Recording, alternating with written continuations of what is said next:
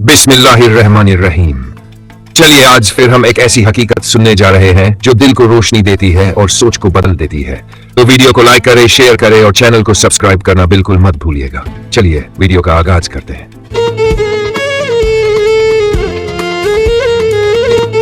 हजरत ज़करिया अलैहिस्सलाम की दास्तां।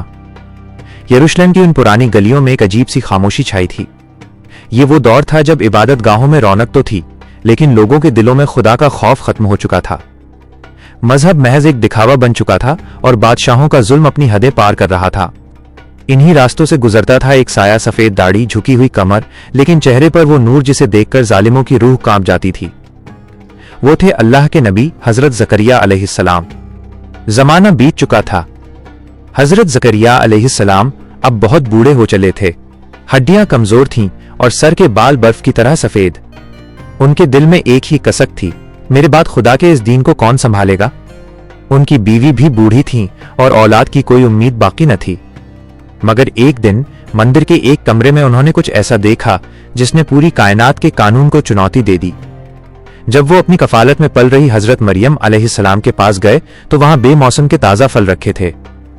हजरत ज़करिया अलैहिस्सलाम ने हैरान होकर पूछा, ए मरियम, यह फल यहाँ कहां से आए? हजरत मरियम ने सादगी से जवाब दिया, ये अल्लाह की तरफ से है, वो जिसे चाहता है बेहिसाब देता है। इन चंद लफ्जों ने बुजुर्ग नबी के दिल में एक बिजली सी दौड़ा दी। उन्होंने सोचा, अगर मेरा रब बिना मौसम फल दे सकता है तो क्या वो इस बुढ़ापे की पतझड़ में मुझे औलाद का फूल नहीं दे सकता? उसी रात निहायत खामोशी और आजीजी के साथ उन्होंने हाथ उठाए और फिर मौजिजा, चमत्कार हुआ। फरिश्तों ने खुशखबरी दी कि खुदा उन्हें एक बेटा देगा जिसका नाम हजरत यहया अलैहिस्सलाम होगा। वक्त बदला। हजरत यहया अलैहिस्सलाम जवान हुए और अपने वालिद के नक्श कदम पर चलते हुए हक की आवाज बुलंद की। उन्होंने वक्त के जालिम बादशाह के गलत फैसलों के खिलाफ सीना तान दिया। यह बात हक के दुश्मनों को चुभ गई। सस्पेंस तब गहरा गया जब बादशाह ने एक नबी के खून से अपने हाथ रंग लिए। हजरत यहया अलैहिस्सलाम शहीद कर दिए गए। अब जालिमों की नजर उनके बूढ़े बाप हजरत ज़करिया अलैहिस्सलाम पर थी।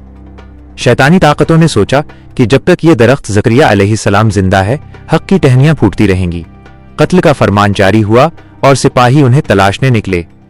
वह आखिरी पनाहगाह हजरत ज़करिया अलैहिस्सलाम यरूशलेम के बागों की तरफ निकल गए। पीछे घोड़ों की टापें सुनाई दे रही थीं और मौत का साया करीब आ रहा था। तभी अल्लाह के हुक्म से एक अजीब वाकया हुआ।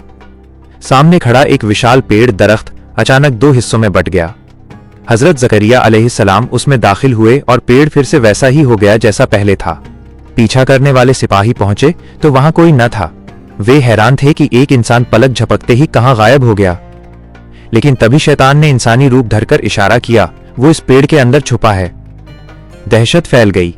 जालिमों ने तय किया कि वे पेड़ को ही काट देंगे। आरी सौ मंगवाई गई। लोहे के दांत लकड़ी के सीने को चीरने लगे। सस्पेंस और सन्नाटा इतना गहरा था कि परिंदों ने भी चहकना बंद कर दिया था। जैसे जैसे आरी अंदर धंसती गई, जालिम उम्मीद कर रहे थे कि नबी चीखेंगे, रहम की भीख मांगेंगे, मगर अंदर से एक आह तक न निकली। हजरत ज़करिया अलैहिस्सलाम ने चुपचाप शहादत का जाम पी लिया, लेकिन अपने रब के जिक्र से जुबान नहीं हटाई।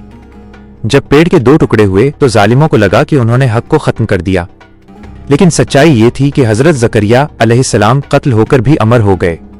वो पेड़ सिर्फ लकड़ी का तना नहीं था, वो अल्लाह की रजा की पनाहगाह थी। आज भी यरूशलेम की हवाएं गवाही देती हैं कि तलवारें जिस्म को काट सकती हैं, लेकिन उस रूह को नहीं मिटा सकती जो खुदा के नूर से रोशन हो। हजरत ज़करिया अलैहिस्सलाम की कहानी हमें सिखाती है कि चाहे हालात कितने भी अंधेरे हों, अल्लाह की मदद पर यकीन कभी नहीं छोड़ना चाहिए। पसंद आने पर लाइक और शेयर जरूर करें। और भी मजेदार कहानियों के लिए हमसे जुड़ने के लिए चैनल को सब्सक्राइब करना न भूलें।